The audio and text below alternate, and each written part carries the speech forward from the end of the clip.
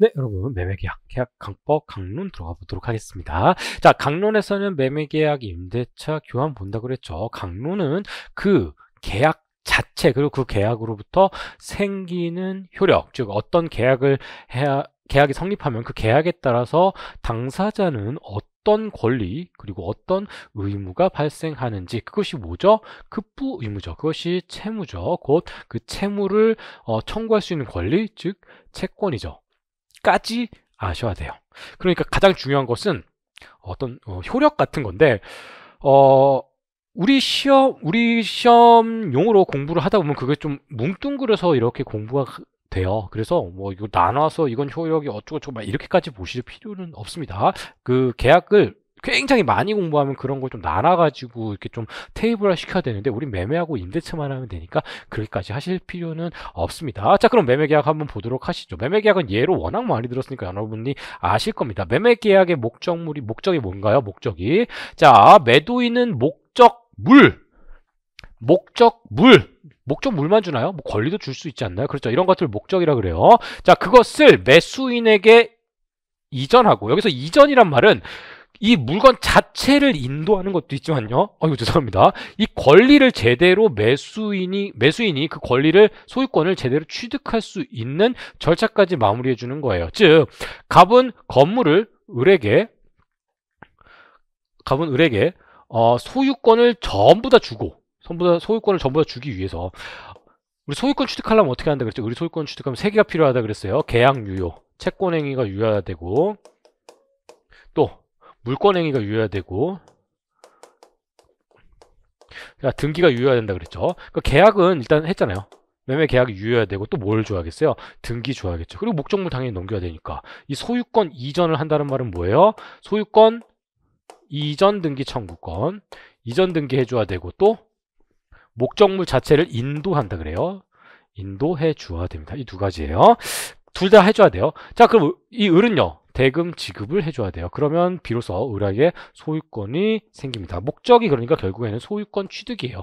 을의 소유권 취득을 목적으로 매매 계약을 하는 겁니다. 소유권을 목적으로 하는 계약은 우리 민법 안에 있는 전형계약 15가지 중에 3개가 있어요. 증여계약, 소유권을 상대방에게 무상으로 그냥 주어버리는 거, 또 교환계약, 그리고 매매계약이 있습니다. 교환계약은요, 여기서 미리 하고 가요. 지금 을은 대금 지급 의무가 있었죠. 대금 지급 의무가 있었죠.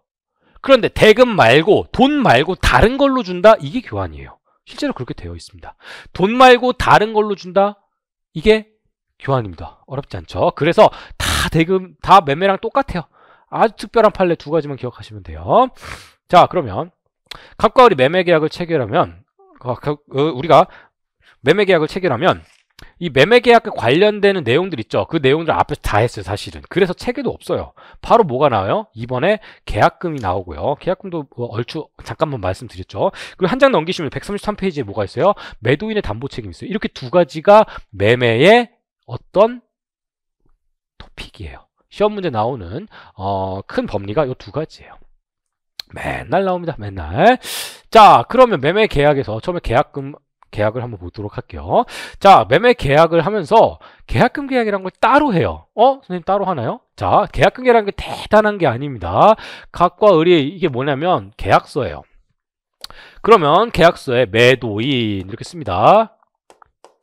갑, 매수인, 을, 이게 당사자죠.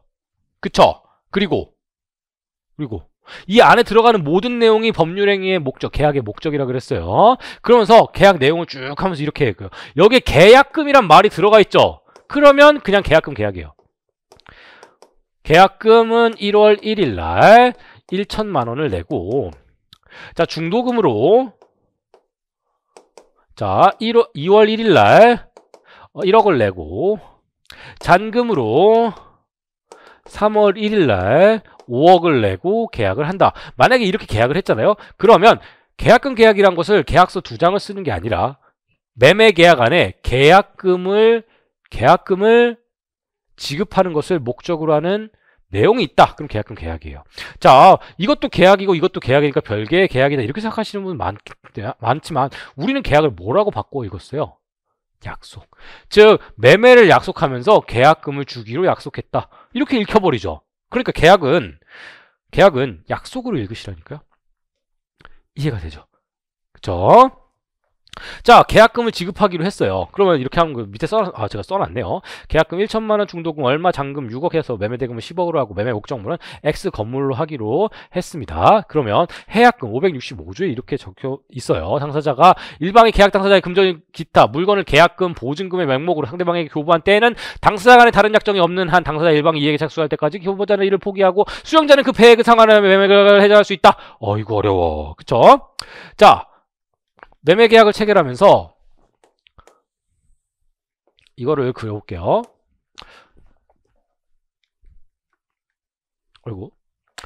아이고 들어가. 죄송합니다. 계약금을 계약을 했어요. 계약금을 1천만 원. 그리고 중도금을 3억 9천만 원. 잔금을 6억 지급하기로 했어요.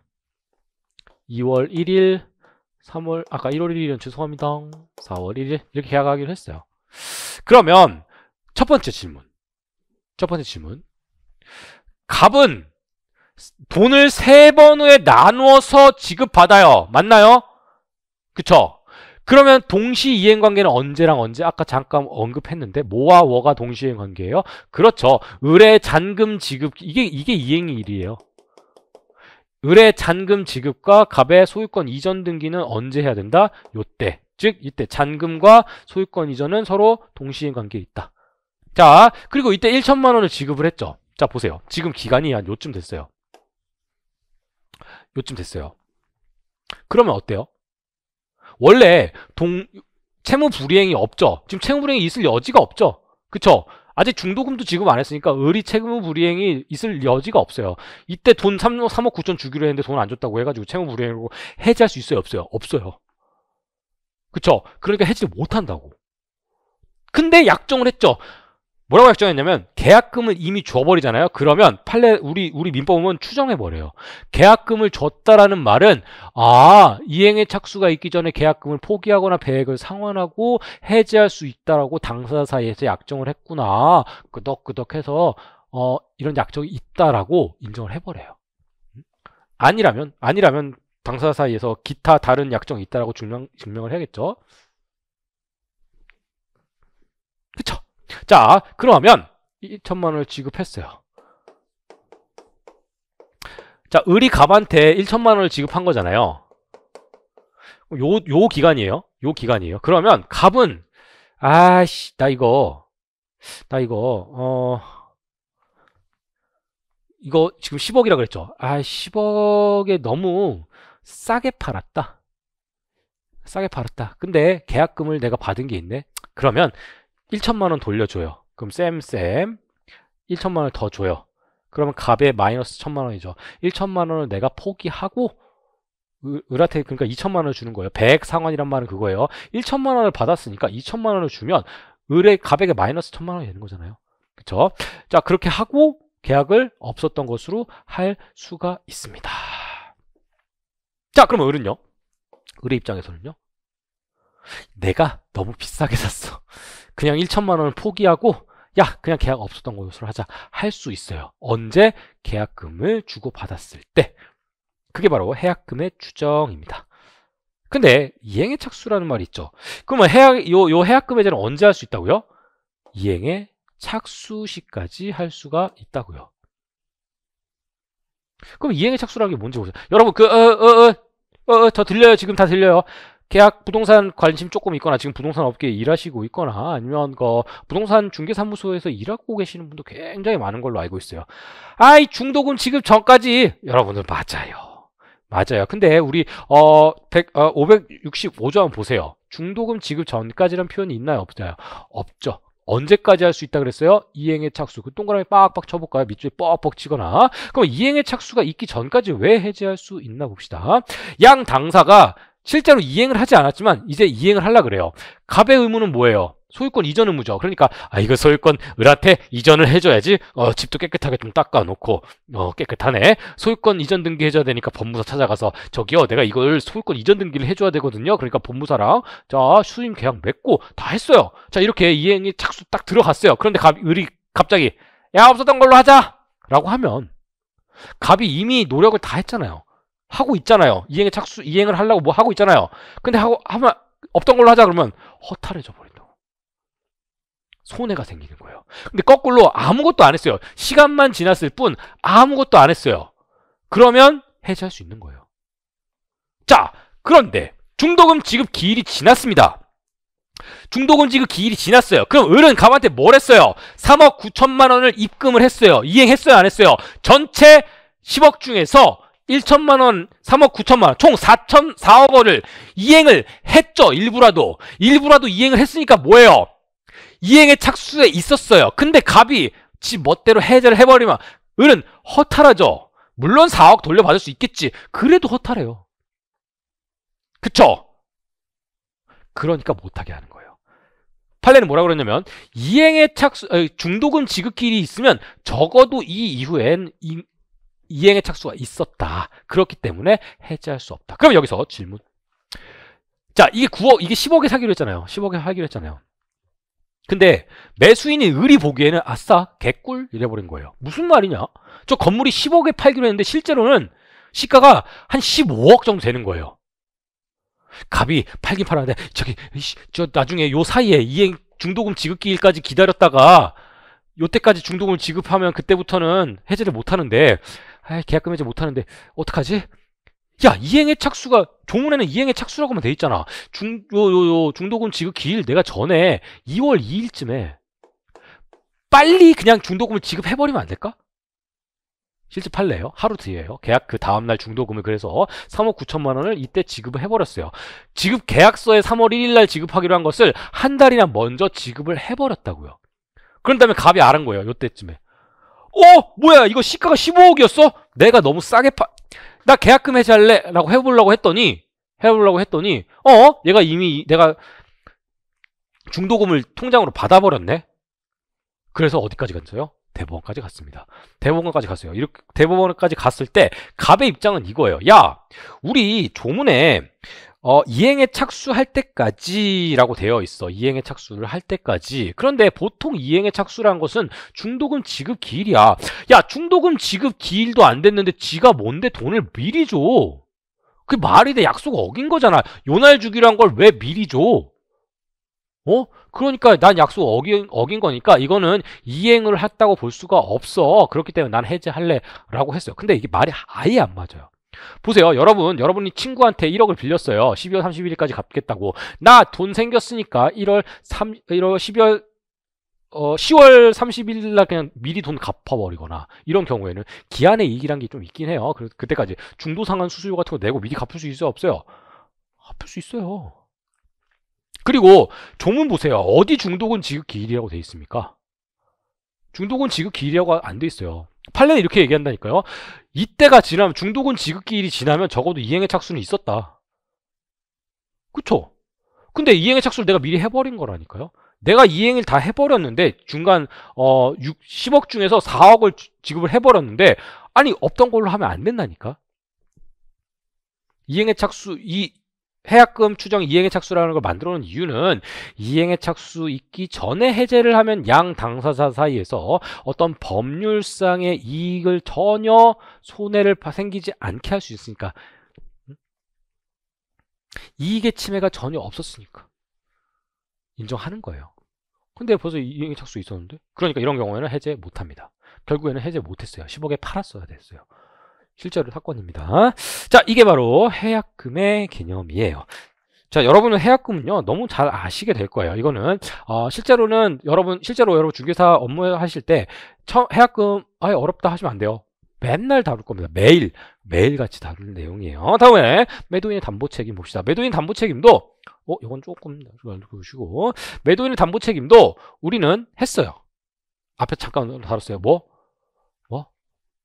리모컨 사는데 리모컨 작동한 그 케이스입니다. 한번 볼게요. 자, 여전히 계약을 하면 갑에게는 소유권 이전 의무가 있고 을에게는 대금 지급 의무가 있어요. 자, 그런데 소유권 이전 의무라는 것에 만약에 하자가 있으면 어떻게 되나 이거예요. 목적물인 이 건물에 하자가 있으면 어떻게 돼요? 우리 했었죠? 맨 처음에 뭘 할 수 있어요? 어떻게 따져봐야 돼요? 어떻게 따져야 돼요? 채무불이행 책임, 불법행위 책임, 뭐 기타 법정 책임이 있나 따져보는 거죠. 채무불이행, 이거 채무불이행이에요. 소유권 이전 의무라고 되어 있죠. 그러니까 완전한 소유권을 제대로 이전할 의무가 있어요. 근데 이 목적물 계약 내용이 뭐겠어요? 기깔나게 트리플 역세권에 녹지 조성되어 있는 기가 막힌 그 아파트를 나한테 주는 게 내용 목적이었잖아요. 그쵸? 그쵸? 그런데 지금 엘리베이터도 지금 안 들어오고, 아유, 또 지금 여러분 잠깐 휴식 시간에 또 최근 하자 뭐 있나 보니까, 와, 기가 막히네요. 인수받아야 되는데, 이 레일, 난간, 계단 난간에, 요 난간대가 없어, 뭐. 이게 꽂아지지가 않아서 다 떨어져 있는, 뭐 이런 하나 있네요. 지금 보니까. 방금 검색했거든요. 좀 그래요. 제일 전세산 주고 아파트 사는데 그러면. 그러니까 그렇게 하자가 있으면요, 이 소유권 이전 의무를 불완전하게 이행을 한 거예요. 이행을 하긴 했지만 불완전하다. 이것도 채무불이행의 한 유형이라고 했어요. 자, 그러니까 채무불이행 책임을 할 수 있어요. 근데 채무불이행 책임을 할 때는 건설사가 나 몰라, 나 배째 이래버리면 참 난감해요. 나 거실 없어 해버리면. 그렇죠. 자, 그러니까 이럴 때 법정 책임을 딱 하는 겁니다. 야, 하자가 있어? 그러면 민법 제 580조에 딱 박아놨어요. 야, 하자담보 있으면 손해배상, 여기 써있네요. 감액 청구, 손해배상 해제할 수 있게 해버려! 라고 조문에 되어 있네요. 그러니까 이런 경우에 해제하는 건 뭐예요? 아파트 인수 거부. 너무 심하면 인수 거부할 수도 있고요. 손해배상 청구도 할 수가 있습니다. 손해배상은 뭐예요? 어느 정도일까요? 손해배상이란 것은. 그렇죠. 그 하자를 보수하는 거 있죠. 그 하자를 보수하는 데 들이는 비용 정도 받을 수가 있겠죠.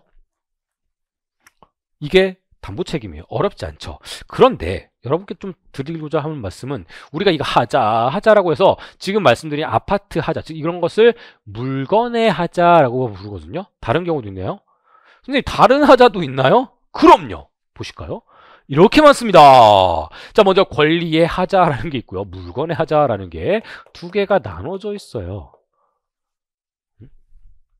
선생님, 권리의 하자가 있는 경우는 뭘까요? 자, 봅시다. 첫 번째, 권리 전부가 타인에게 타인 소유인 경우, 전부 타인 권리 매매라고 얘기 많이 해요. 자, 여러분, 전부 타인 권리 매매 이해하기 전에 한번 봅시다. 우리 채권 행위에서 특이한 경우가 있다고 그랬죠. 채권 행위는 뭐예요? 채권 행위는 다른 말로 계약이에요. 당사자 합의를 채권 행위라 그러니까요. 결국에 당사자 합의, 당사자 사이의 의사의 합치가 있으니까 계약이죠. 계약은요, 자, 들어보세요. 100명한테 할 수 있어요? 할 수 있죠. 왜? 약속이니까요. 그렇지, 제대로 이제 약속을 응용하실 수 있겠네요. 그쵸? 그러면 여기서 타인 권리, 다른 사람 소유 계약할 수 있어요? 갑이 이 건물을 을에게 팔기로 약속했는데 알고 보니까 이 건물이 갑게 아니고 A 거예요.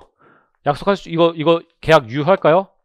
이거 처음에 민법 공부하시는 분들 다 계약 이거 안 된다 그래요. 근데 왜 안 돼요? 이거 약속이라니까요. 약속이에요. 볼까요? 야, 갑과 을이 계약의 내용이 이거예요. 1월 1일 날 계약하면서 내가 3월 1일까지 너한테 소유권 넘겨줄게. 지금 내가 A랑 얘기를 잘 하고 있어. 이 A가 사실 우리 아버지야. 증여해 주시기로 했는데 지금 절차적인 좀 문제가 있어서 내가 현재 소유권은 없지만 우리 아버지한테 소유권을 내가 2월 1일 날짜로 받기로 했어. 그러니까 2월 1일 날 내 이름으로 소유권 취득한 다음에 너한테 3월 1일까지 소유권 넘겨줄게라고 하는 내용의 약속할 수 있어요? 없어요? 할 수 있죠. 그럼 계약 유효예요? 무효예요? 유효죠. 타인 권리 매매는 그래서 유효입니다. 이거 처음에 민법 공부해서 되게 충격받으세요. 근데 저랑 공부하신 분들, 이제 입문 강의서부터 들으셨던 분들은요, 전혀 충격받으실 필요 없죠. 왜? 계약은 약속이니까요. 그쵸? 바꿔서 읽혀지잖아요. 내가 아버지로부터 2월 1일까지 소유권을 받은 다음에 이 소유권을 너에게 3월 1일까지 넘겨줄게 라고 약속하는 게 뭐가 잘못됐냐고요. 되죠. 그래서 타인 권리 매매도 유효가 돼요. 그런데 뭐가 하자냐면, 보세요. 이 약속까지는 오케이예요. 타인 권리 매매까지는 오케이라고요. 근데 뭐가 문제예요? 그렇지. 3월 1일이 됐는데 실제로 A로부터 아버지 A로부터 소유권을 넘겨받지 못하는 거예요. 그때까지 약속한 날짜까지, 즉 이행기까지 소유권, 여기서 물론 모든 소유권은 아니에요. 소유권 및 처분권을 갑이 취득하지 못한 경우에는 난리가 나는 겁니다. 그랬을 때 을은 뭘 할 수 있냐면요. 을은 야, 나 안 받아. 이 계약 없앨래. 혹은 손해배상 청구 같은 것도 할 수가 있는 거예요. 손해배상 해제 할 수가 있어요. 자, 그러면 요거 말고 일부 타인 권리도 있네? 에? 선생님? 일부 타인 권리도 있어요. 아까 전부가 아니라 일부만 낼 게 아니에요. 저 아파트에 일부만 낼 게 아니에요. 여러분, 이거 아파트 한 동인데요? 뭐 건물을 두 채, 세 채라고 하면 돼버리잖아요. 두 개는 내 건데 하나는 내 친구 거예요. 자, 이렇게 일부가 다른 사람 권리인 경우. 계약 내용 뭘까요? 야, 이 두 채는 너한테 미리 주고 한 채가 내가 소유권이 없는데 2월 1일 날 내가 소유권 인수하기로 했어. 3월 1일 날짜로 너한테 줄게. 유효. 그쵸? 그런데 3월 1일 했는데 그 한 채를 못했어요. 그럼 뭘 청구했어요, 여러분? 감액도 청구할 수 있겠죠. 일부니까. 그 손해배상 해제 이런 거 할 수가 있어요. 해제라는 것은 언제? 난 이 두 채는 상관이 없어. 내가 필요가 없어. 내 목적, 계약의 목적 달성을 할 수가 없어. 그러니까 두 채로는 안 돼. 난 무조건 세 채여야 돼. 그럼 그때는 해지할 수가 있어요. 아니면 감액 청구하거나 또 손해배상 청구하고 이런 거 할 수 있고요. 이거 이해되시죠? 자, 이거는 너무 쉬워요. 수량 부족 일부 멸실. 자, 이것도 아파트예요. 여러분이 아파트를 샀어요. 그런데 여러분 돈 있잖아요. 저는 지금 고시원 살거든요. 고시원 사니까 이런 게 그 생각할 필요가 없어요. 제 방이 몇 평이더라? 제 방이 다 해서 1.8평이가 그래요. 그래 좀 넓은 곳이요. 기가 막혀요. 이렇게 해서 앞에 안 닿거든요. 근데 아파트는 그게 아니잖아. 100평짜리 샀어요. 여러분 돈 있으니까 100평짜리 아파트를 샀는데 뭐 실평수가 92.8평이에요 라고 딱 들어갔는데 좁은 거야. 난 그 전에 70평짜리 집 사는데 옛날 집보다 더 좁은 것 같아. 구조가 이상해서 그런가? 근데 아무리 봐도 너무 이상해. 재봤는데 얼랄라 실평수가 한 60평도 안 나오네? 그럼 어떻게 돼요? 수량 부족. 이렇게 말하니까 너무 좀 어렵죠. 사과를 산다고 칩시다. 100개 넘겨주세요. 근데 90개 왔어요. 이런 거예요. 수량 부족 혹은 일부 멸실 같은 경우에 어떻게 할까요? 어떻게 할까요? 감액하고 손해배상하고 해제하고 할 수가 있습니다. 또 제한물건이 설정된 경우 이거 조금 어렵게 생각을 하실 수 있겠지만 이런 거예요. 여러분 지난 시간에 우리가 전세권 이런 거 배웠어요. 목적물을 내가 샀는데 매매했는데 알랄라 저 목적물에 전세권이 빡 붙어 있어요. 전세권 빡 붙어 있으면 어떻게 돼요? 내가 못 쓰죠. 그쵸? 자, 이런 경우 시험 문제 잘 안 나와요. 그 다음에 저당권이 실행된 경우 시험 문제 제일 많이 나와요. 자, 이거하고 이거는 시험 문제 많이 나와요. 저당권이 실행된 경우에 그거예요. 자, 갑과 을이 계약을 체결했습니다. 매매 계약을 체결했는데 알고 보니까 이 건물에다가 A라는 그 채권자로부터 지금 저당권이 설정돼 있어요. 자, 보세요. 이 아파트가 10억짜리예요. 근데 이거 알고 보니까 이 갑이 이 10억짜리 아파트를 담보로 제공해서 3억 원어치 근저당을 설정한 거예요. A은행으로부터. 3억 원을 빌린 거예요. 그리고 A은행이 널 뭘 믿고 돈 빌려주냐. 그러니까 나 아파트 10억짜리 있다. 이거 담보로 제공하고. 그러니까 만약에 갑이 돈을 못 갚으면 어떻게 돼요? 경매로 넘어가게 생기는 거죠.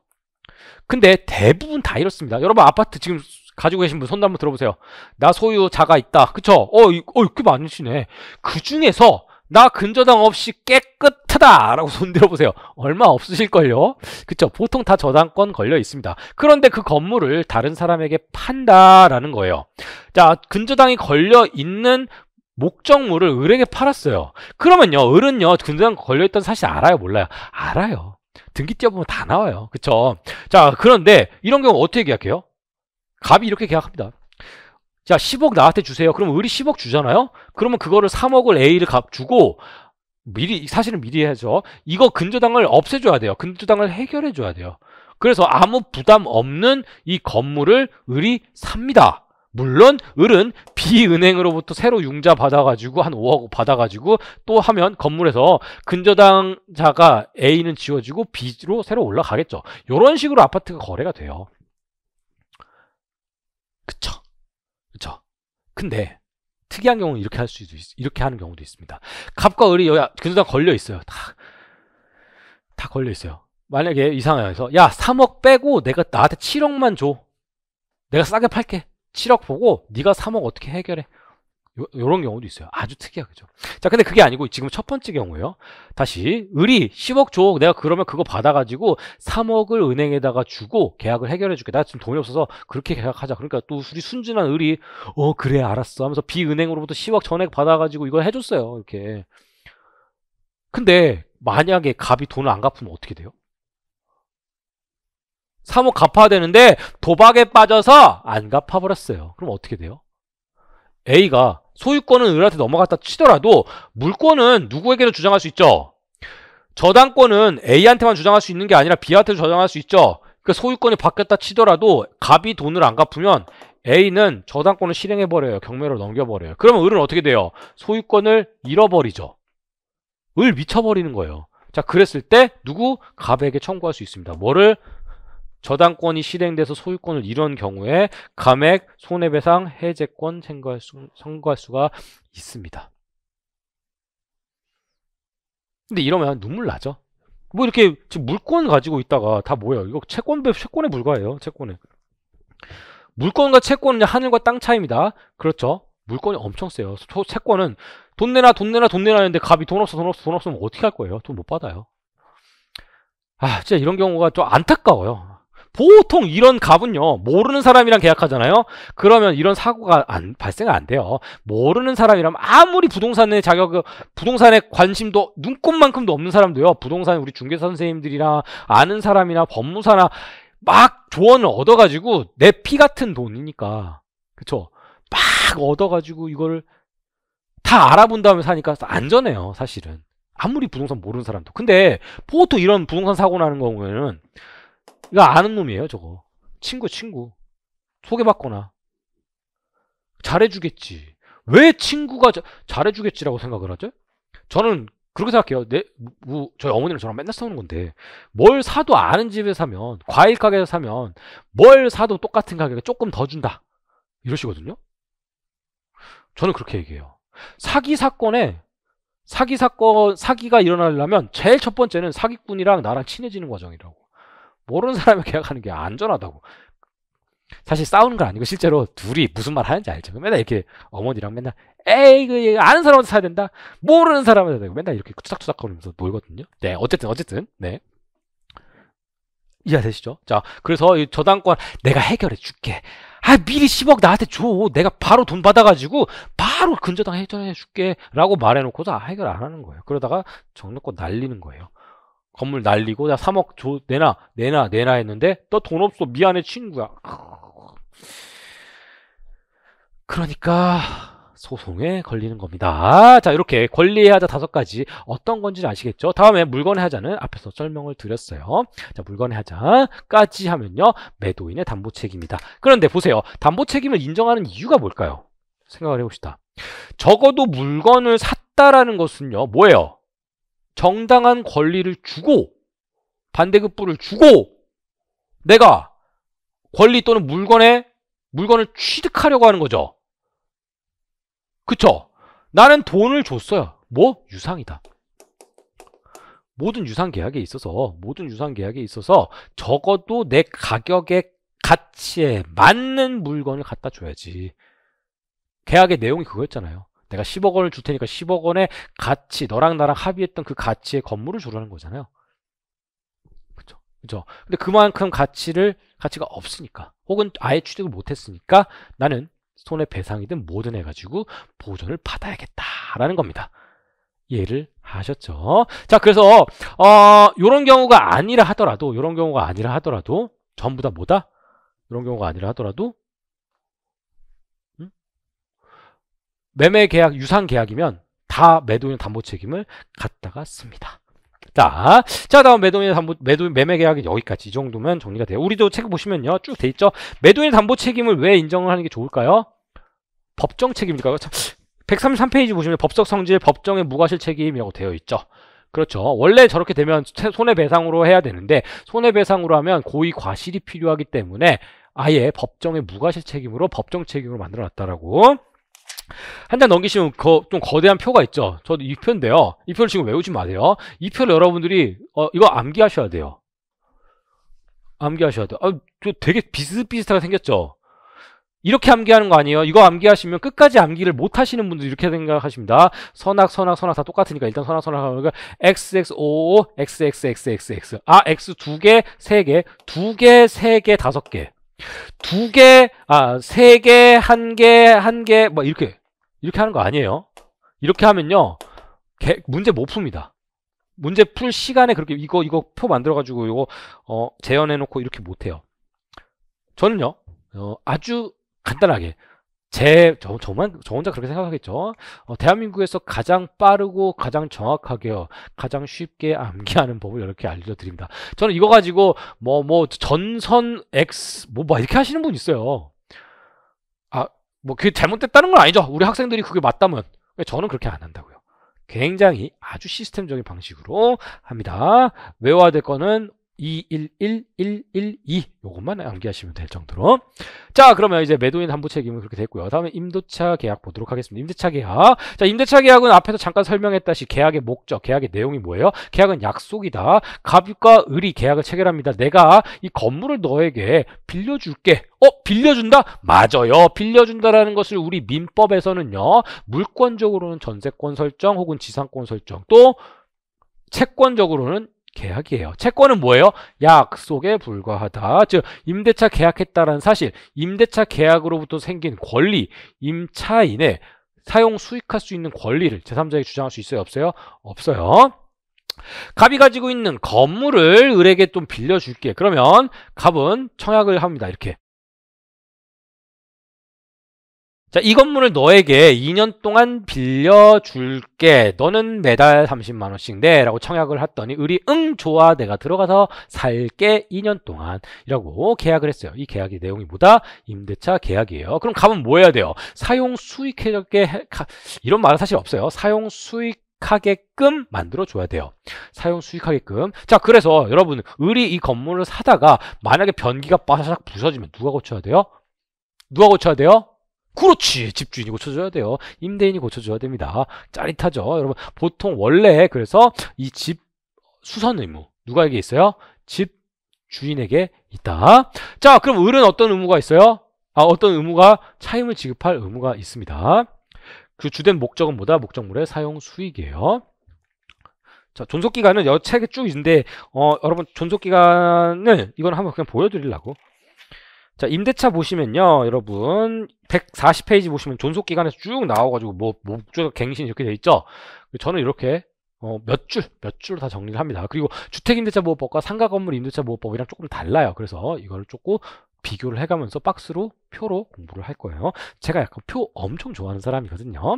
자, 그러면 임대차 효력 한번 봅시다. 효력이 중요하다 그랬어요. 자, 우리 매매계약은요 간단했어요. 대금 지급 의무, 목적물 이전 의무, 인도 플러스 소유권 이전, 이게 끝이었어요. 근데 임대차는 조금 달라요.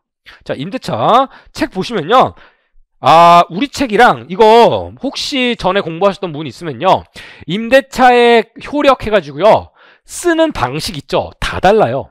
사람들마다 다 달라요. 이거는 그래서 왜냐면 보세요. 의무의 반대가 뭐예요? 권리죠. 그러면 보세요. 임대인의 권리는 임차인의 의무랑 같죠? 책 보세요. 임대인의 권리와 의무 돼 있죠? 임차인의 권리의 의무 되게 이상하지 않아요? 하나만 쓰면 될 것 같은데. 그쵸? 뭔가 조금 다르기 때문이에요. 의무이기는 의무인데 그것을 권리라고 하는 것이 훨씬 더 옳은 표현이기 때문에 이렇게 쓰기도 합니다. 그래서 책 보면요, 임대인의 권리, 임대인의 의무, 임차인의 권리, 임차인의 의무, 보통 이렇게 네 가지로 나눠 써 있어요. 그러면 여기에 있는 거 임차인의 권리에 썼다? 그러면 임대인의 의무에 또 써? 네, 또 써요. 막 이렇게 좀 정리가 안 돼 있는 모습이 있거든요. 하지만 요 그림으로 한 방에 큰 틀의 내용은 책으로 읽을 때 큰 틀로 이해가 됩니다. 자, 첫 번째 이거 죄송합니다. 이거 왜 매매니? 임대차 계약이야 너. 자, 임대차 계약 했습니다. 자, 먼저 시간을 좀 나눠요. 첫 번째 계약할 때, 두 번째 임대차 기간 종료할 때 줄 거. 자, 그러면 임대차 계약을 할 때 갑은 뭘 줘야 돼요? 임대차 계약을 했어. 성공했어. 그럼 뭘 줘야 돼요? 목적물 인도해줘야지.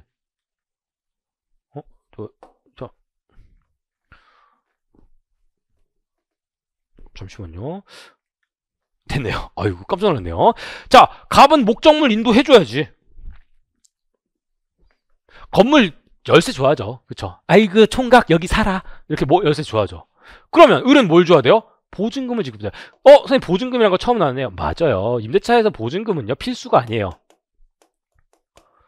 필수는 아니지만 99.999%는 임대차 계약할 때 보증금을 지급을 하죠. 여러분 전세 있죠?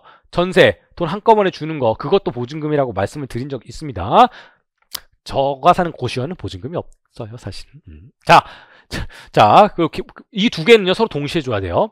보통은. 자, 그럼 계약부터 종료 사이에 갑은 어떤 사용 수익할 수 있는 환경을 만들어줘야 한다 그랬잖아요. 볼게요. 사용 수익 상태 유지하게끔 할 의무가 갑에게 있습니다. 이거는 지금 다 의무가 써 있구나. 임대인의 의무고요. 임차인의 의무예요. 그러면 임차인의 의무는 뭘까 봅시다. 자, 선관주의 의무. 선관주의 의무란 것은요. 자신의 소유물보다 조금 더 높은 수준의 내 소유물이랑보다 조금 더 높은 수준. 내 거 아니니까요. 네? 주의 의무를 갖춰야 돼요. 자, 그 다음에 차임 지급 의무, 돈 줘야 되죠. 그리고 통지 의무가 뭐냐면요. 어느 날 갑자기 나는 갑이랑 계약해서 집에 들어왔는데 모르는 사람이 와서 자기 거라고 주장을 하면 갑한테 얘기를 해줘야 돼요. 요 정도요. 굉장히 복잡하죠. 종료가 되면 어떻게 될까요? 보증금 반환하고요. 아이고, 보증금 반환하고 을은요. 목적물 반환해야 돼요. 여기 목적물 반환 빠졌네요.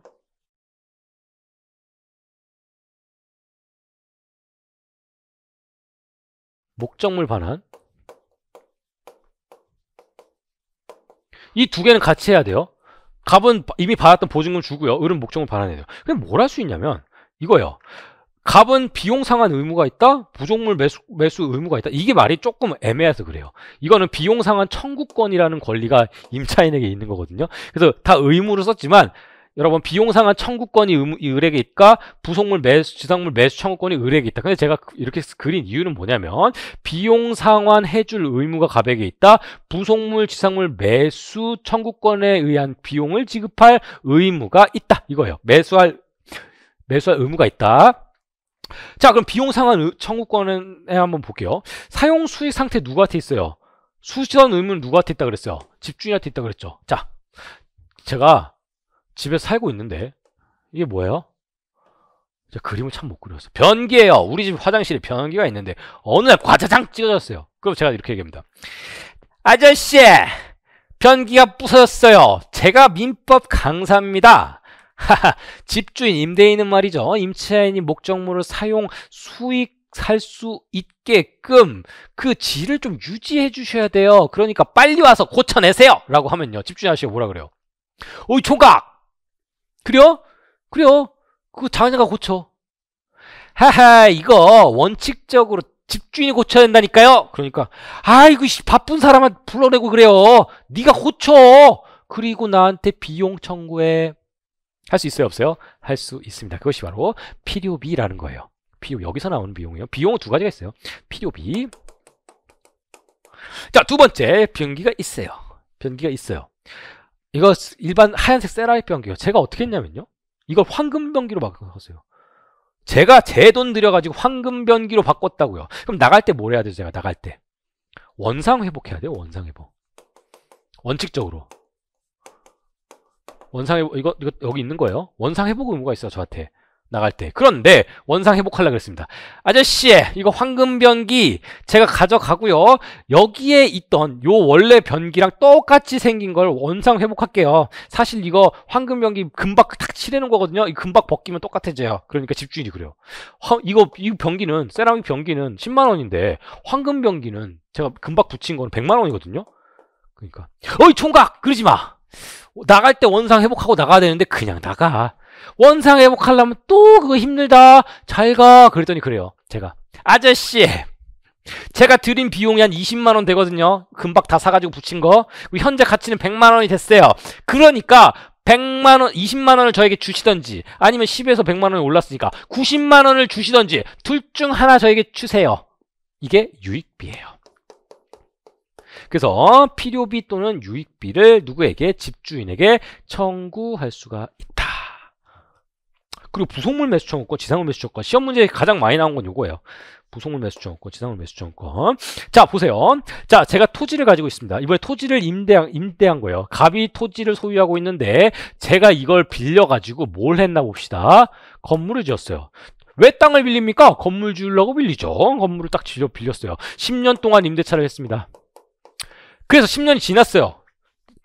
임차인이 뭐라 그랬냐, 집주인한테 연장 좀 합시다.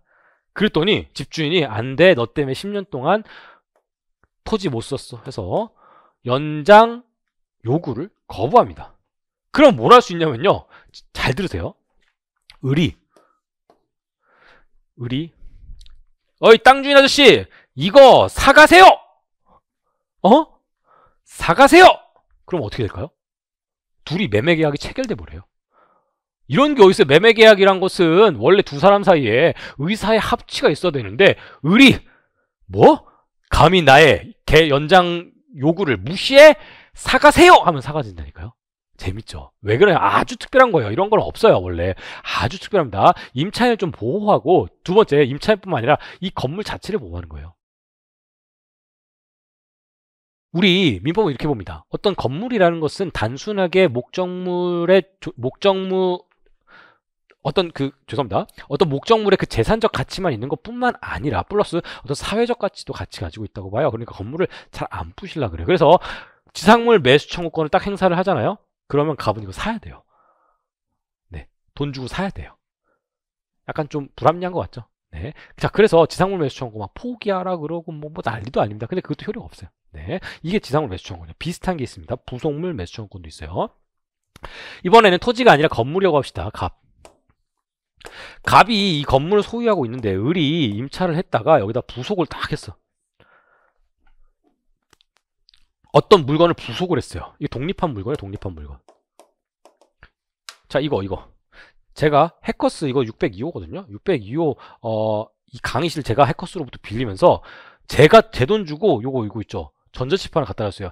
요즘에 누가 칠판 씁니까? 불핀 칠판을 하면서 제가 전자칠판을 썼어요. 그래서 2년 동안 열심히 강의를 했어요. 여기 임대차를 맺어가지고. 그래서 나가야 돼. 내가 나가야 돼요. 이거 독립물이니까 어떻게 해야 돼요? 이거 어깨 메고 가야죠. 근데 이거 여러분 엄청 커요. 영상으로 보면 별로 안 커 보이죠? 어휴, 이렇게 커요. 그리고 다리가 이만해요, 지금. 못 들고 가겠는데? 어떡하지? 그러다가 제 머리 딱 스칩니다. 집주인 아저씨! 집주인 아저씨가 아니죠. 아이고, 저희 학원 원장님은 집주인 아저씨라고 했네요. 자, 해커스 원장님, 잠깐 들어와 보세요.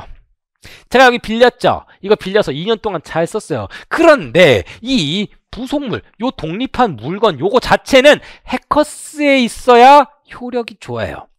해커스에 있어야 빛이 바래요. 그러니까 이거 사가세요. 라고 하면요. 네, 해커스가 이거 사야 됩니다. 사야 돼요. 이거 하면 맨날 질문 오는 거. 선생님, 그러면 제가 상가를 빌렸는데 나갈 때 제가 제 돈 들여가지고 간판을 딱 썼는데, 만들었는데, 나갈 때 간판 집주인에서 사라고 해도 되나요? 그건 안 돼요. 왜 안 될까요? 왜 안 될까요? 이때 부속물이라는 것은요, 이 건물 있죠? 말 조금 어렵지만 들어보세요. 이 건물 자체의 이 목적물, 내가 빌렸던 목적물 자체의 효용에 이바지해야 돼요. 자, 이 전자칠판은요, 제가 빌린 데가 어디예요? 해커스? 그렇죠. 강의실이죠. 강의실의 효용을 이바지하잖아요. 근데 간판 같은 건 철저하게 누구만을 위한 거예요? 그 사람, 임차인만을 위한 거였죠. 지금 제가 말한 것이 조금 틀린 게 있거든요. 일부러 그렇게 설명을 한 거예요. 혹시 그 전에 들으셨던 분들은 왜 저 사람 저렇게 얘기하지? 라고 생각하실 수도 있는데, 지금 예를 들면서 그렇게 얘기한 겁니다. 그래서 근데 결론은 간판은 안 돼요. 간판은 안 됩니다. 자, 지금 이렇게 얘기하면 또 권리금 생각하시는 분이 있을 거예요. 상가에서 그럼 내가 드린 권리금 그거 어떻게 하지? 권리금은요, 여기 들어있어요, 안 들어있어요? 들어가 있지 않아요. 권리금이란 것은 무형의 가치를 내가 돈 주고 들어간 거거든요. 근데 그걸 보호받을 수 있는 방법은 현재까지는 없습니다. 물론 보증금 자체를 돌려받을 수 있는 법적인 조치는 없어요. 다만 상가건물 임대차 보호법에서 이 권리금을 조금 보호받을 수 있는, 즉 몇 가지 제도를 만들어 놨어요.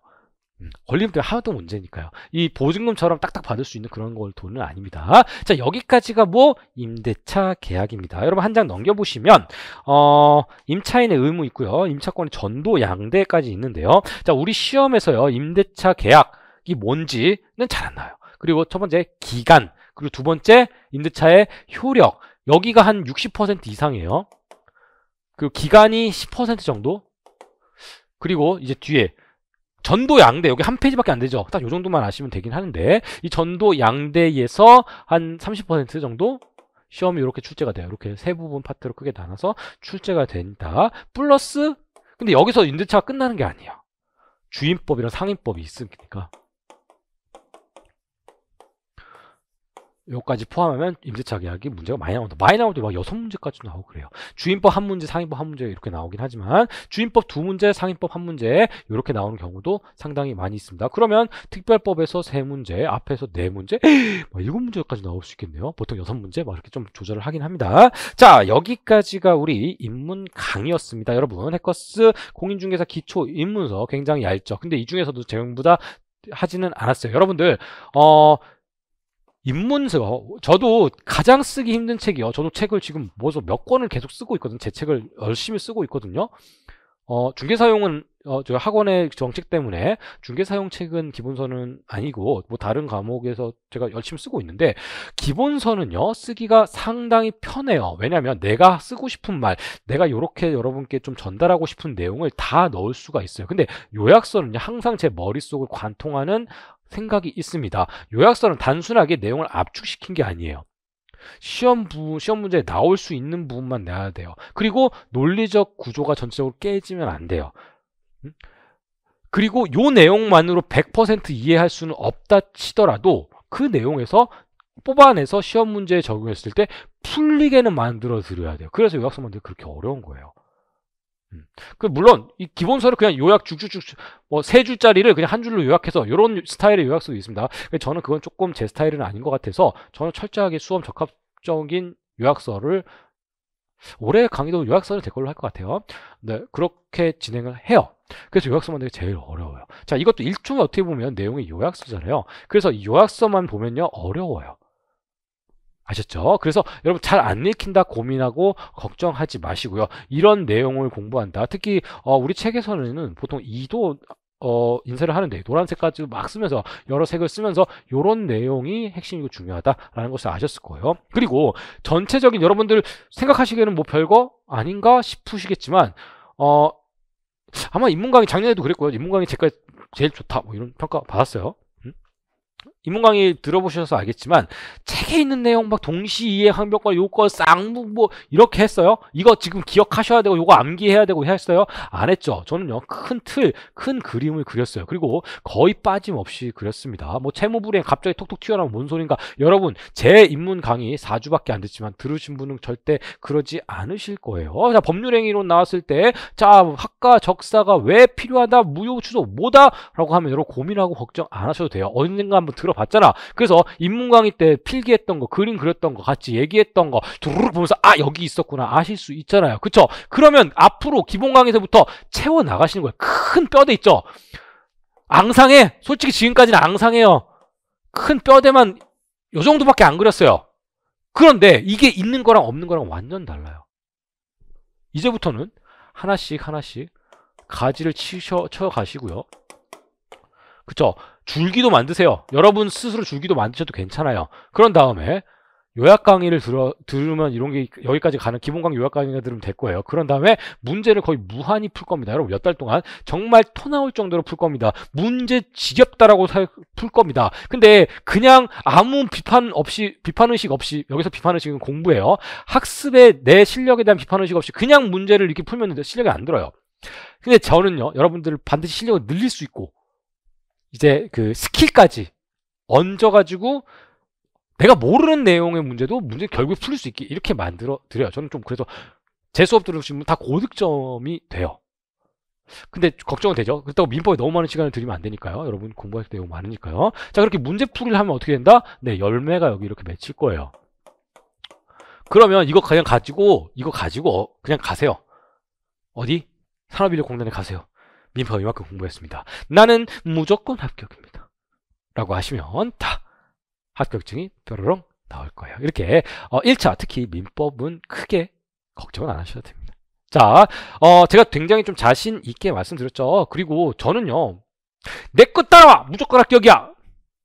라고 말을 하죠.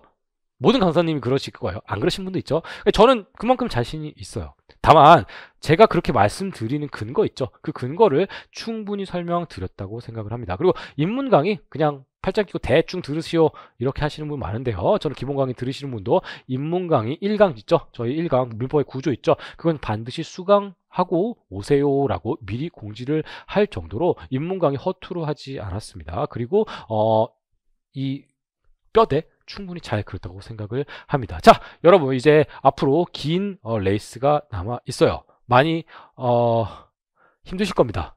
포기하고 싶은 마음도 있을 거고요. 중간중간 좌절하고 싶을 때도 많아요. 공부만 하는 건요, 여러분 할 수 있어요. 근데 중간중간에 공부 외적인 것 때문에 여러분을 너무 힘들게 하는 경우도 많습니다. 상상하지도 못하는 일들 때문에요. 하지만 여러분들요, 그걸 다 극복해내실 수 있어요. 여러분들이 좌절하지 않고요, 포기하지 않으신다면 적어도 민법만큼은요, 여러분 골칫덩어리 과목이 아니라 그냥 웃으면서 스트레스 안 받고 아이고 저런 거였어? 자, 이런 마음 가지시면서 합격까지 그리고 고득점의 효자 과목이 될 수 있을 정도로 만들어 드리겠습니다. 저와 함께 해주시겠습니까? 저는 여러분과 함께할 준비가 되어 있습니다. 지금까지 입문 강의 민법 및 민사특별법의 박결이었습니다. 감사합니다.